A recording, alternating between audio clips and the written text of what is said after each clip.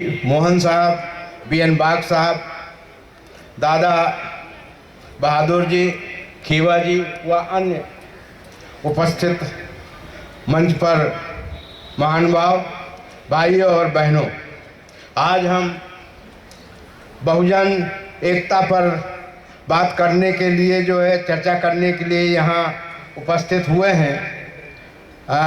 इस देश में करीब 3000 साल से ही इस बहुजन एकता को तोड़ने का काम चंद लोगों ने किया है।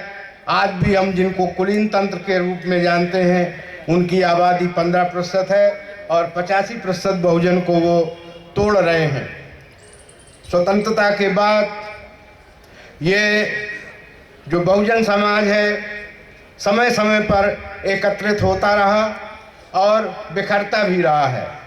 आज इसका जो बहुत बड़ा भाग है ओबीसी के नाम पर, जिसकी आबादी वैसे तो 60% है, परंतु 52% आबादी भी अगर मान लें, आज वो बिखराव के चौराहे पर खड़ी है। उस बिखराव को हमें रोकना है और इस बिखराव का जो कारण है वो केवल कुलीन तंत्र है। कुलीन तंत्र संविधान के जो रक्षा के उपाय थे, उन्हीं उपायों का सहारा लेकर के इसका बिखराव भी कर रहा है।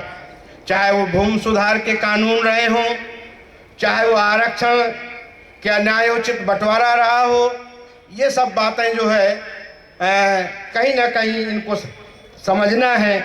और विशेषकर मैं यहाँ बात रखना चाहूँगा कि जब 1950 में भूमि सुधार कानून लागू हुआ तो अनुसूचित जाति और जिनको आज हम शिल्पकार कहते हैं, दस्तकार कहते हैं, और सेवा सेक्टर के जो लोग हैं वो भूमिहीन के भूमिहीन रह गए।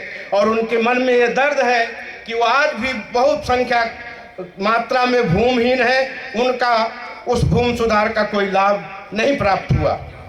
इसके बाद जो वैश्वीकरण हुआ, उस वैश्वीकरण में जो उनके उत्पाद थे, विशेषकर दस्तकारों के जो उत्पाद थे, वो बाजार से बाहर हो चुके हैं। आज कुम्हार का उत्पाद, आज बढ़ई का उत्पाद, आज लोहार का उत्पाद, आज नाई की दुकान, ये सारी बंद होती जा रही हैं। उनका कोई बाजार नहीं है।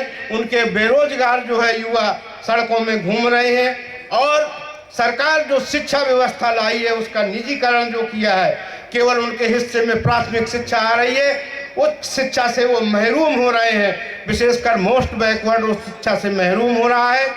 आरक्षण का उसको न्यायिक लाभ नहीं मिला है।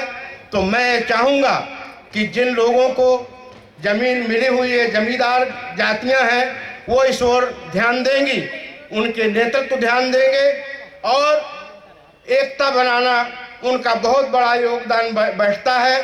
उनको चाहिए कि जो दस्तकार हैं, जो शिल्पकार हैं, जो हमारे अनुसूचित जाति के भाई हैं, उनके साथ गांव में अत्याचार न होने पाए, क्योंकि जो 15% कुलीन तंत्र है आज समझा रहा है कि आपके ऊपर जो अत्याचार हो रहा है वो बैकवर्ड के लोग ही कर रहे हैं। तो इस चीज़ को तोड़ने का काम भी हमारे समाज को ही करना है। अगर हम इसको नहीं तोड़ पाए तो आप ये समझ लीजिए कि जो ओबीसी है ये बंटने की कगार में है और कई बार ऐसा हो चुका है। तो आगे न बंटने पाए, इसके लिए हमको तैयार रहना है।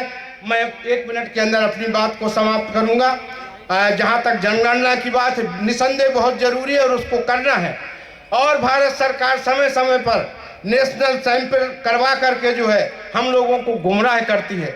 मैं इस मंच से निवेदन करूंगा, क्या ये संभव है कि हम सभी लोग मिल करके 5 और 10,000 सैंपल सर्वे अपने हिसाब से आगे की योजनाओं के लिए अगर करवा सकें तो सरकार को जवाब दे सकेंगे, सैंपल सर्वे का जवाब दे सकेंगे और सरकार को मजबूर कर सकेंगे कुछ योजनाओं को बनाने में। तो ये मेरा एक अनुरोध है। और दूसरा अनुरोध बस केवल यही है कि सामाजिक एकता को बनाए रखने के लिए बहुत बड़ी जिम्मेदारी उन लोगों की है जो आज जमींदार हैं, जो आज ऊपर तबके का लोग है, उसकी जिम्मेदारी बनती है।